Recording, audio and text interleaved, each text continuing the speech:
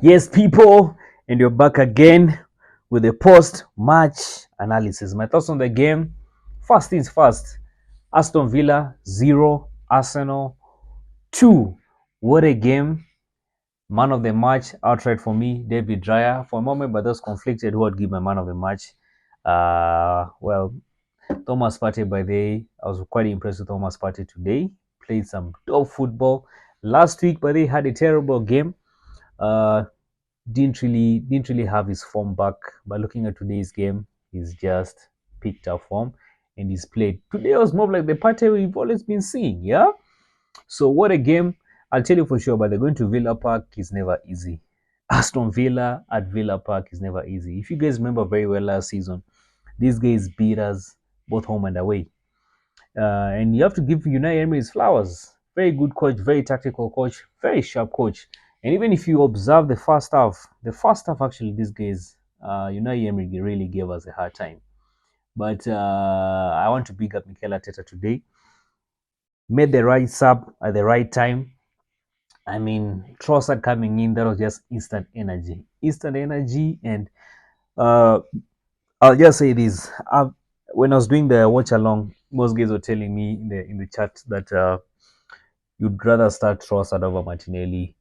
And it's a debatable, but it's a debatable topic. The thing is this: when Trossard, even if you observe last season, when Trossard usually starts a game, he never really has much of a good game.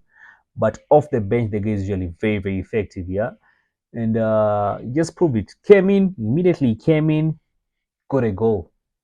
Got a goal, by the way. So Trossard, by the way, I mean, I would, I'll still keep it, but then bring him in the second half.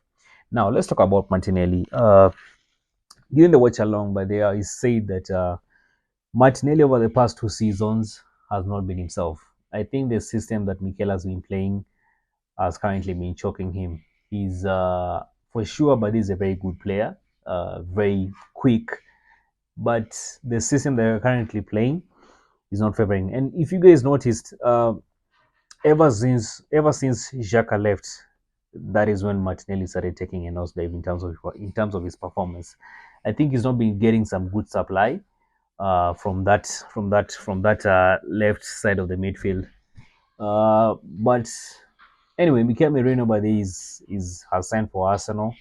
So let's see the difference that he's going to bring. Jiro and Timber played, at the beginning of the match or my match preview by the Ian. We said that today's game, don't even start Zinchenko. And for sure, by the way, if you observe last season's game and today's game, oof, if you observe last season game, if you observe last season's game and today's game, the weak link last season when you played Aston Villa at Villa Park, not actually even at Villa Park, at Emirates, was this thing is distracting me. I'm actually just looking at the highlights. Was Zinchenko, and today by they having Timber playing in that position, the defense actually looked quite solid. I was particularly also impressed with the sub that the few minutes that Calafiori had, you could see that there's that belief, there's that. Honestly speaking, by the I don't want to be excited.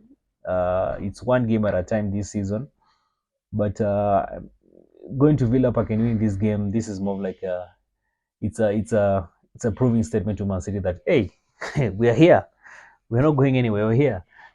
Just watching the highlight by the David Raya. What a save by David Raya! I'm telling you, what a save. Amadou Onana kick the ball, deflection from Saliba, ball hits the goal post, gets back Ole Watkins heads it, and David Raya was just there at the right time.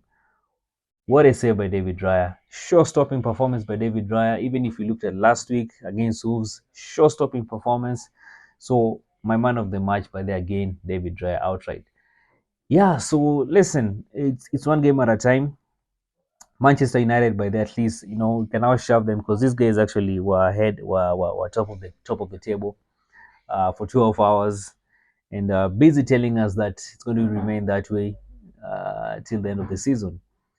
But we're here now, yeah, and still early days. Looking at the fixture, let me just see this fixture. We have Brighton next, It's a home game for us, but they're going to be playing in the Emirates. Then I think we go for international break, then come back, meet up with Spurs. It's an away game as well. Man, this international break, I see it as unnecessary because I mean it's more like a distraction. Why go for an international break? I mean, this season just kicked off. Why this international break? But anyway, listen, we have quite some interesting games this September, and yeah. Anyway, guys, drop your thoughts in the comment section. Let me know what you think. If you're new here, be sure to subscribe, and I'll be seeing you guys on the next one. Come on, you Gunners.